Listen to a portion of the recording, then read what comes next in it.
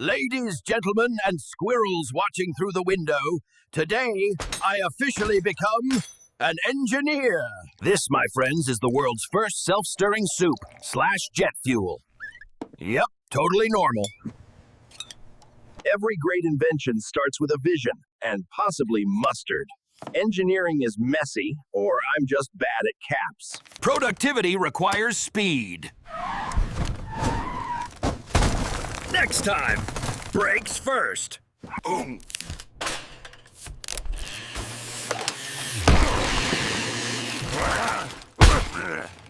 Security is everything in the lab. One false move and... Every great mind runs on coffee, but normal coffee, too slow. So I made the Coffee Reactor 3000. Fine, great, perfect. I can hear color.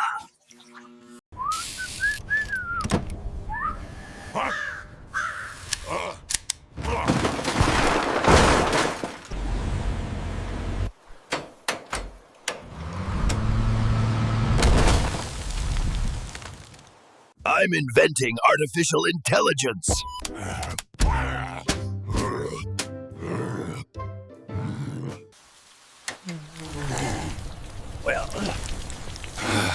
Well, that didn't go as planned.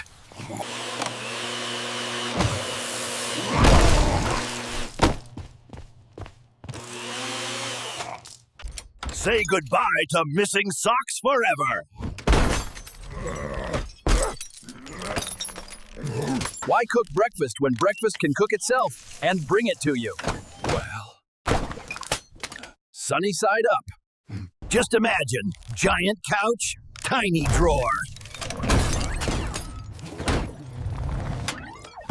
This will stick anything to anything forever. I did not think this through. Now, DHIS is safe because I'm a professional. Kinda. This is not in the safety manual I didn't write. Fresh fruit, straight to your mouth. Success, kind of. You'd be stressed with bubbles. If anyone asks, tell them I was cleaning. If Nikola Tesla had fur, this is what he'd do. It's alive! Productivity requires speed. Next time, brakes first. Why stir soup when you can harness the power of engineering? And legs. You ever wake up in the morning, open your eyes, and realize you have the sudden, uncontrollable urge to invent something? Yeah, that was me today. Normally, I wake up and my biggest accomplishment is scratching my back on a tree until the bark comes off, but not today. Today, I was going to be Bigfoot the engineer. I don't know where the idea came from. Maybe it was the way the sunlight hit my pile of empty peanut butter jars. Maybe it was because I tripped over my old toaster and thought, this thing could power a spaceship. Either way, I marched straight to my laboratory. And by laboratory, I mean the corner of my cave where I keep all the stuff humans drop in the woods. Toasters, microwaves, a suspiciously large collection of tennis balls, and that one broken blender that still smells like pineapple. I tied my hair back with a vine, slapped on some goggles I found in a camping bag, and looked in the mirror. I didn't just see Bigfoot. I saw a visionary. I saw the forest's very first tech genius. And that's when I shouted to no one in particular, today, I'm going to change science forever or burn my cave down trying. So there I was, hunched over my workbench, which was really just an old log with a plank nailed to it, when I realized I didn't actually have a blueprint. I had no plan. But did Thomas Edison have a plan when he invented the light bulb? Okay, maybe he did, but still. I decided my first project would be something revolutionary, something humanity desperately needed. And that's when I remembered last week I tried to make toast over a campfire and accidentally set my fur on fire. So clearly, the world needed a safer toaster. My version was going to be fur-friendly.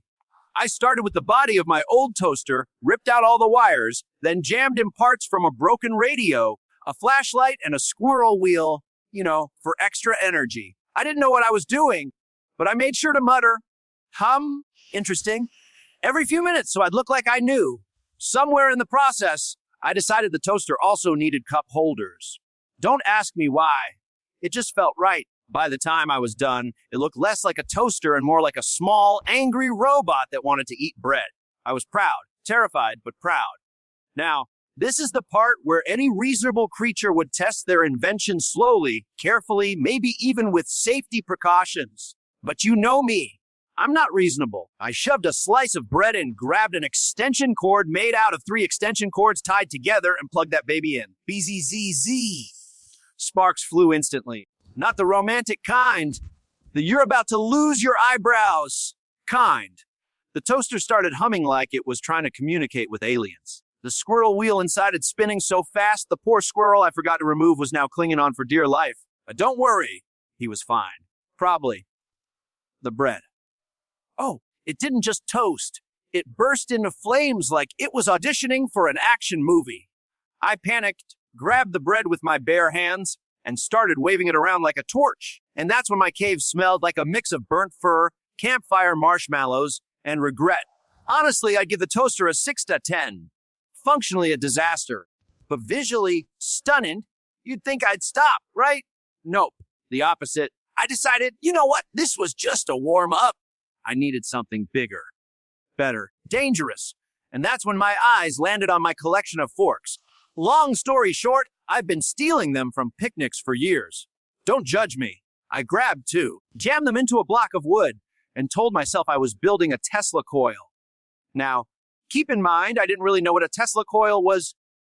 I just knew it had lightning, and lightning is cool. I wrapped the forks with copper wire, glued a toaster to the base for stability, and hooked it all up to a car battery I found in an abandoned truck. When I flipped the switch, I swear to you, the air sizzled, blue sparks shot out, zapping my lamp, my coffee mug, and unfortunately, my tail. I leapt 3 feet into the air and let out a yelp so high, pitched I think the owls in the forest filed a noise complaint. But in that moment, with my tail smoking and my goggles fogged up, I whispered, "It's alive!" By now, my lab smelled like burlap coffee, fried electronics, and mild panic. But I was energized. I decided my next invention would be something for the greater good, something that would change lives. And that's when I built the automatic soup stirrer 3000. It was just a pot strapped to a fan, but I told myself it was cutting-edge technology. I filled it with mushroom soup, flipped the switch, and immediately learned that attaching a fan blade to a pot was a terrible idea. Soup didn't stir. Soup launched. It splattered across the walls, the ceiling, the squirrel, me. I slipped, landed flat on my back, and just laid there, covered in hot mushroom chunks, staring at my own reflection in the pot. That's when I realized maybe I wasn't an engineer. Maybe I was just a very determined hazard to myself and others. But hey, at least I was having fun. After the soup incident, I thought, okay, Bigfoot, maybe cooking isn't your strong suit. So I pivoted to beverages. My goal was simple: create the world's fastest coffee machine. My lab already had the essentials: an old camping kettle, a hand mixer, a busted leaf blower, and a plastic funnel I borrowed from a hiker's backpack. My vision: use the leaf blower to blast boiling water through coffee grounds directly into my mug in under 2 seconds. Efficiency, speed, genius. I bolted the kettle to the leaf blower with duct tape, poured in the water, dumped in 3 fistfuls of coffee grounds, and positioned my mug as about to launch a rocket. I flipped the switch. Whatch-oh-osh! The machine roared like an angry grizzly. The water didn't so much brew. The coffee as violently vaporized it. My mug was instantly filled, and so was my face, the walls, and the ceiling. I stood there, dripping hot brown liquid, blinking through the steam like a war survivor. And the coffee, oh, it was strong. I drank 1 sip, and my left eye twitched for the next 2 hours. Honestly, 8:10, drink again. Now, I like convenience. I don't want to walk all the way across my cave to turn off my lantern at night. So I decided to build a voice-activated light switch. I scavenged a microphone from a Karaoke machine, wired it to my lantern, and programmed it banged it with a wrench to respond to the word easy. Right? Wrong. I didn't account for my voice echoing in the cave. First test, me. Lights off. Light flicks off. Me. Oh, it worked. Light flicks back on. Me, no. Stay off. Light flicks off. Finally, light flicks on. This went on for 20 minutes until I realized the microphone was picking up my complaining as commands. At one point, I sneezed and the lantern exploded. Now my cave smells like burnt mouths and frustration. Still, it was a good idea in theory. Look, flies are my sworn enemy. Every summer, they invade my cave like they own the place. So I built the automatic fly swatter. Basically, a ceiling fan with spatulas taped to each blade. I figured once it was on, any fly would be doomed. I cranked it up to full speed. At first, it was glorious. Flies were dropping like popcorn kernels in a hot pan. I laughed maniacally, but then the centrifugal force kicked in. A spatula flew off, ricocheted off the wall, and smacked me right in the forehead. Then another one took out my lantern. I dove behind my workbench as the fan spun itself apart like a mechanical hurricane. I eventually had to tackle it to the ground and unplug it. My head had a spatula-shaped bruise for a week, but I did kill at least 6 flies. Victory, I think so. Now, I'm not just an inventor, I'm also a gatherer. I collect acorns for winter, but sorting the good ones from the bad ones takes forever. So I built an acorn sorting machine using an old treadmill, a colander, and a bowling ball. The idea was simple: acorns roll down the treadmill, hit the colander, good ones pass through, bad ones bounce off. Genius, except the treadmill was on max speed. Acorns didn't sort, they launched. It was like an acorn Gatling gun. They pelted me, the walls, the squirrel, the coffee machine, everything. I was yelling, "Estio," while trying to dodge them, but the treadmill kept going. One acorn even hit my soup pot from earlier and knocked it onto my head. By the time I turned it off, my cave looked like it had been in a nut-based apocalypse. But hey, the one acorn that did make it into the colander was perfect. Sometimes it gets hot in the forest, and with all this fur, I overheat fast.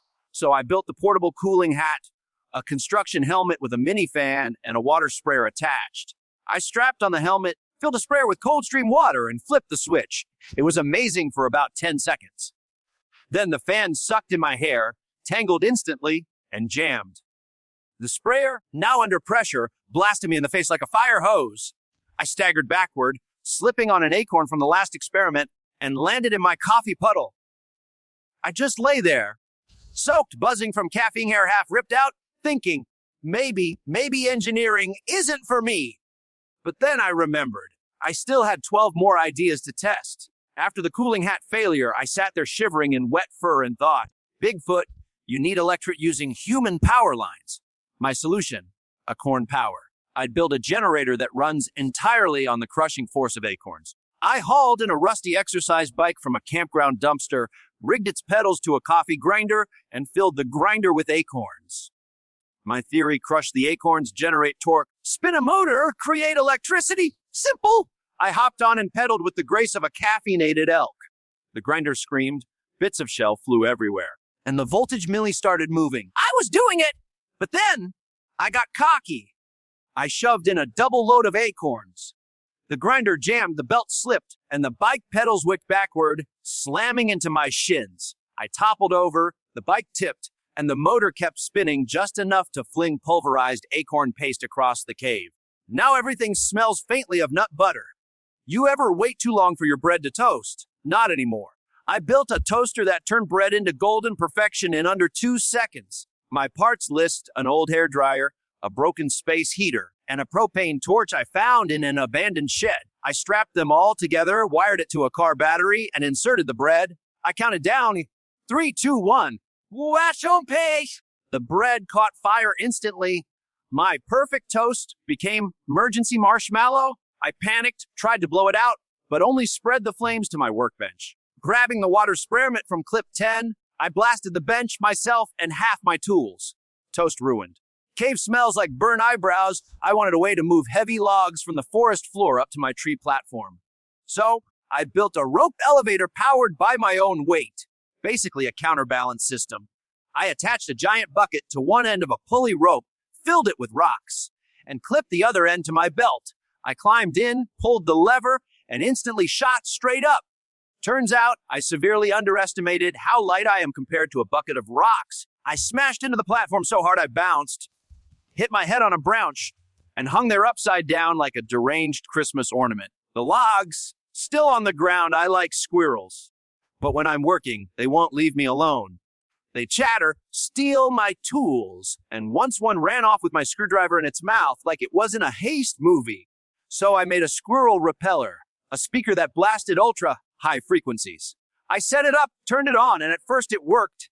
Squirrels scattered, but then the speaker started emitting a different noise or rhythmic beat.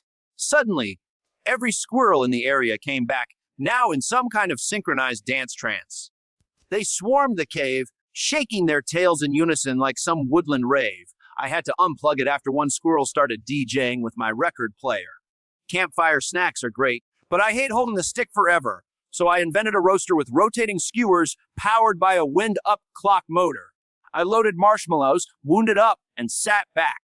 The rotation was smooth, the marshmallows browning evenly, until the wind-up spring snapped. The skewers spun so fast, the marshmallows flew off like sugary meteors, splattering against the cave walls and my face. I spent the next half hour picking sticky fluff out of my fur. Sometimes I want to feel powerful. So I built the thunder helmet, a hard hat with tiny speakers, a strobe light, and a thunder sound effect button. My plan: walk into the forest, press the button, and make hikers think a storm's coming. The problem: the speakers were too strong. First test, I pressed the button, and the sound blasted so loud it knocked a bird out of the air. The strobe light flashed so bright it blinded me. I stumbled into a tree, knocked myself down, and the helmet rolled away, still thundering. Somewhere out there, that helmet's still flashing and booming like an angry disco cloud. Blenders are great, but I wanted one that could puree anything. I welded lawnmower blades into a metal bucket, mounted it on a washing machine motor, and bolted it to the floor. I tossed in apples, pine cones, and one mystery object I found under my workbench. I hit the switch. The bucket roared, rattled, and immediately shredded everything. It was beautiful until it started shaking violently. The bolts popped loose, and the entire blender started hopping across the floor like it was alive. I chased it, tripped, and watched it fling pureed apple, pine cone mush onto the ceiling. It's still up there. I've always wanted to sit down and go places. So I strapped a desk chair onto a skateboard, attached 2 big soda bottles filled with vinegar and baking soda, and pointed it toward the clearing. I sat down, pulled the string to mix the chemicals, and I shot forward. At first, it was glorious. Then I hit a root, launched into the air, and landed in a mud puddle. The chair kept rolling until it smacked into my generator, which sparked and started smoking. I crawled out of the mud, laughing and wheezing, feeling like a true pioneer of disaster travel. Don't ask me why. I just thought it would be cool to launch pine cones at high speed. I built a PVC pipe cannon, loaded it with compressed air, and rammed a pine cone inside. The first test was too successful. The pine cone shot out so fast it disappeared into the horizon. The second shot hit a tree, ricocheted, and nailed me in the leg. I hobbled for the rest of the day, muttering about testing velocity. I have trouble waking up, so I made an alarm clock that couldn't be ignored.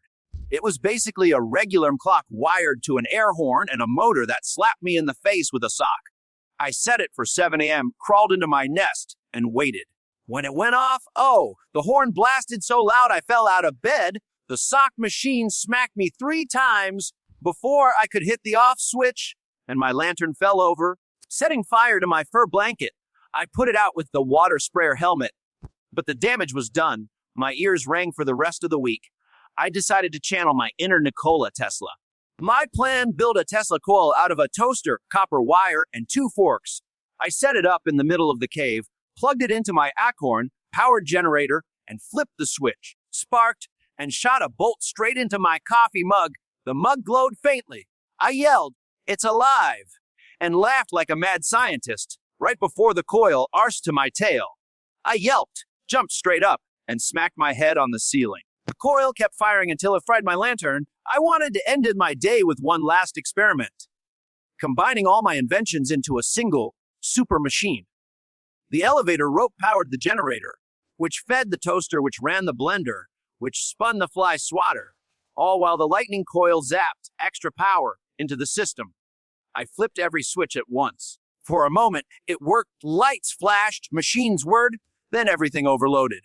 Sparks flew, the generator smoked, the blender exploded into mush, the fly swatter blade embedded itself in the ceiling, and the toaster fired flaming bread across the cave.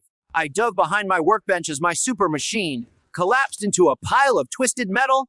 I sat up, covered in soot and toast crumbs, and said to myself, well, engineering is just trial and error. And I've got plenty more errors to try.